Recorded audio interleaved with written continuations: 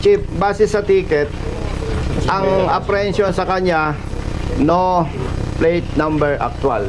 Binanggit niya, no plate actual. No. And banggitin ko lang uli, with respect sa iyo, we are hoping alam mo yon. May memo ang LTO na dahil may problema sa plaka, hindi pwedeng huli lang ng huli. Dumulog kay Colonel Busita ang isang tricycle driver dahil nahuli umano ito ng LTO enforcer na walang plaka o walang official plate na nakakabit sa kanyang tricycle. Samantalang, wala pa namang nare-release ang LTO na plaka sa kanya. Mantakin nyo mga idol, magbabayad siya ng 5,000 sa violation hindi naman niya kasalanan. Kaya tara, sabay-sabay nating panoorin ang ginawang aksyon ni Colonel Busita ukol dito. Pero bago yun, huwag nyo kalimutan mag-subscribe. Alright. Ano to? Natutulog ako sir dahil wala akong number. Teka, Chief, gusto ko lang ma-witness mo yung problema. Brother Matt, nahuli ka dahil anong sasakyan mo? Tricycle sir. Tricycle. Kompleto ko. Rehistrado? Oo. Okay. Nahuli ka dahil ang plaka mo ay? Hindi pa dumating. Ay mag 2 years na sir. Sabi niya, dapat may... Yon. Huwag mo nang ituloy kwento mo. Chief, i-verify natin. Kailan ka nahuli? September 19. For the information of everybody nandito tayo sa General Santos City LTO. At ang enforcers pala dito na nanguhuli, hindi assigned dito. Assigned sa regional office. First move, ma-verify kung na-release na ang plaka niya.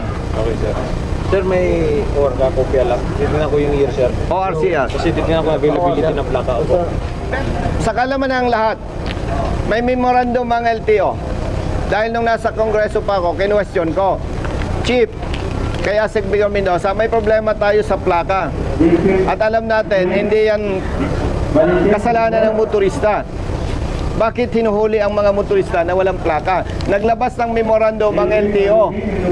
Kapag nasita ka ng enforcer, wala ka pang official plate, pipicturan lang yung sasakyan mo at yung lisensya mo.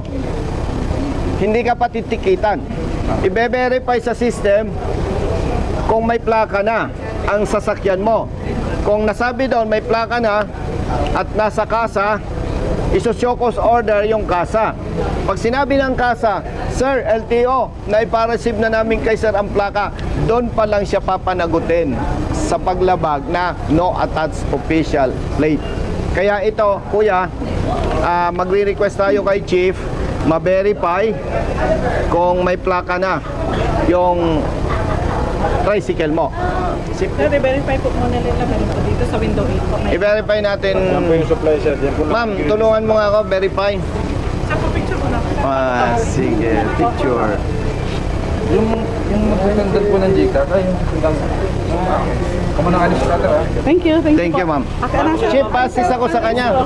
Tapos, Chief, yung mag-appeal yung mag-contest. Sige, sir. Bahala ka na. Ang request ko lang naman sa'yo, patas. Opo, sir. Oo. Hindi naman ako. Including yung bago po sa ano. Wala pa dalang dito sa Gcash. Oo. Mamaya mag-usap tayo. Sa LTO? Tama, sir. Picture tayo, sir. Tulong naman sa kung sir. Mamaya yun sa'yo. Hindi pwede sabay-sabay. Sir, pasok muna, patawag nyo lang. Salamat. Kapatid, good morning. Pag nandito lang is 2017 pababa po. Ang sa... Pero na-verify na po, may plaka na siya. Opo. Okay. Pag hindi pa natanggap ni registered owner ang plaka, exempted siya sa huli. Actually, wala man tagal. Ayan tinikitan nga siya eh. No plate attached. Kasi may assigned plate siya. Ang hindi lang siguro niya na-explain, hindi pa niya matanggap yung lahat. Hindi niya kailangan mag-explain. Dapat enforcer ng LTO ang marunong. Oo. Tama po. Oo. Kawawa naman, 5,000 piso ang multa. Yun lang, sir. Si Arigno sir, sabi may 3 times na dyan. Ayun. Wala talaga sir. Yung pera po dito is ano lang. Paniwala ako sa kwento mo kasi marami na tayong nakausap. Yes, ma'am. Tama ba nito? M-A-A-T-A-H. Tama. Opo. Nasa region, sir. Nasa region. Marvel po. hindi pa naka-reflect dyan na na-release ang plaka. Ano? Wala ko sir, napa siya dito. Yon. Gawas mo dun sir is receive pag nagawas na sa Ma'am, sinasabi sa ticket, saan siya magsesettle? Sa inyo? LTO GSC po. Saan? GSC po dito po. Dito. Dito na LTO. Sasamahan kita sa adjudication. Na-verify na nasa regional office pa. Patunay na wala sa kasa, wala sa'yo. Kaya hindi ka pwedeng pagmultahin ng 5,000 piso. Ma'am, thank you. Halika. Solve na ito, brother. Halika.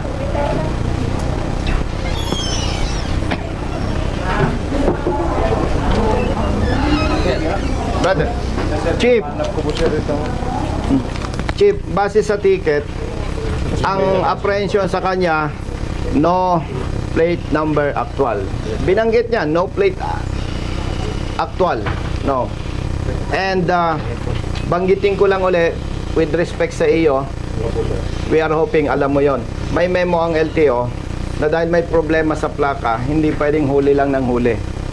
Pagka nasita, Brother Matt, yung motorista, wala siyang license plate, yung galing LTO, picture nung sasakyan, ORCR, tsaka lisensya nung driver. Then, ibe-verify sa system. Pag nakita sa system, nabigay na sa kasa, show cause order ang kasa, sinabi ng kasa, ito po, pinirmahan na nung may-ari. That's the time na mapapatawan siya ng parusa.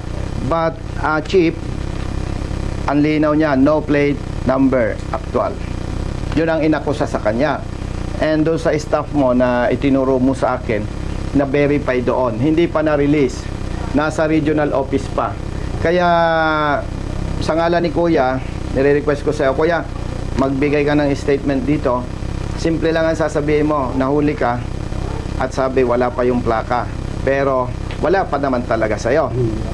At naniniwala ako, base doon sa memo, dito, at doon sa verification ni Chief, maabsulto ka, hindi ka mapagmumulta ng 5,000 piso.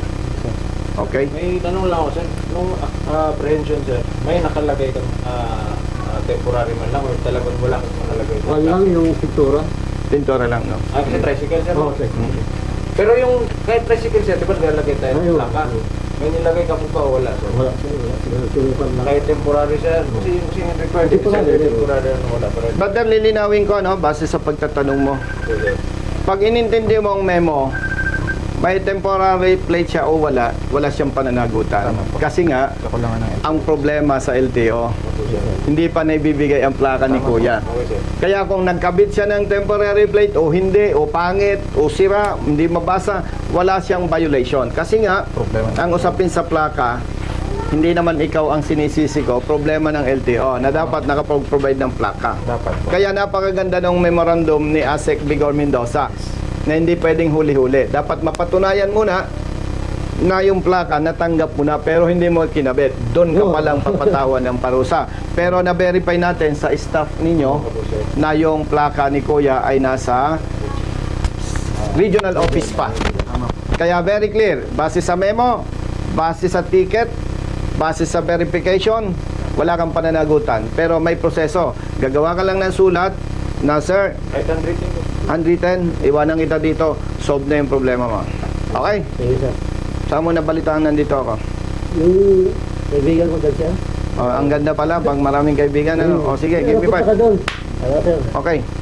Solve na yan. Sige, sir. Chief, Yes, sir. salamat. Thank you, sir. Okay, okay.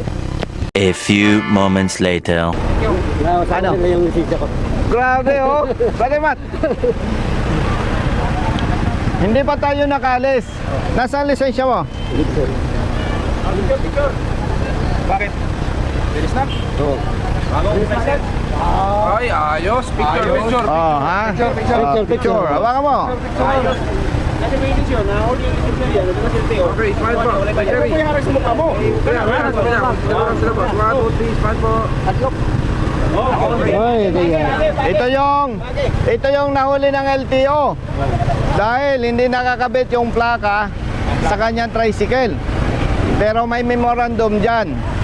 Kung registrado sa sasakyan mo, hindi nakakabit yung plaka, dahil may problema LTO sa plaka, hindi pwede huli agad. Dapat aalamin muna kung nakarating na sa kanya ang plaka at siyang may kasalanan. Na-verify natin sa system, nasa regional office pa yung plaka. Malinaw, wala siyang violation. Kaya naibalik na, okay na? Tama, sir. O ha? Sige, okay. Ladies first.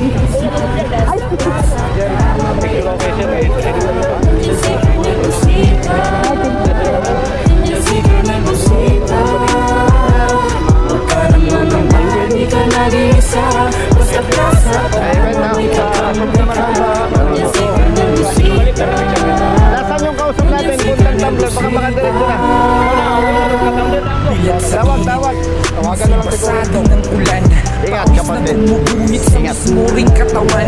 Nasaan na yung kausap natin? Pagod na ramdaman. Ngunit diretso sa pagpihit. Kumalaman ng tiyan. Pagdaan ng masikip. Pinipilit malusot. Ilang minutes, sakbo na tayo, Marating lang ang tumbler. lugar na dapat Oh, mga kapatid. maingatid ng pagkain. Serbisyong nakalaan.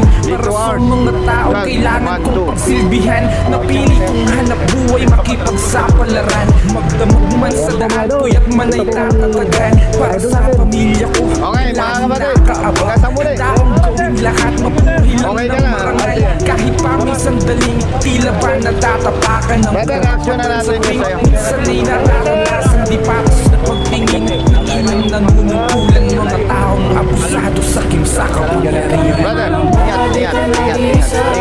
Kuya, oo naman. Action na natin.